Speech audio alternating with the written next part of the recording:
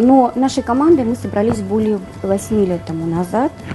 Под руководством Харлампия Назаровича Дьяконова была образована наша команда, которая на сегодняшний день представляет Радио России Саха. У нас 10 человек.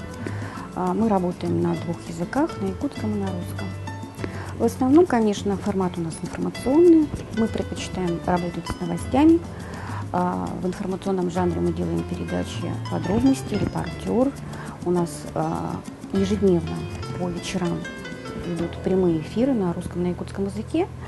Но они нам нравятся, и нам кажется, что они, в общем-то, находят отзыв у наших радиослушателей. Для нас, конечно, 13 февраля, Международный день радио, это обычный рабочий день.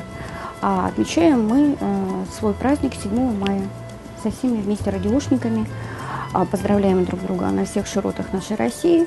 У нас очень много коллег, которые работают в ГТРК и в других городах. Мы, конечно, созваниваемся, поздравляем друг друга.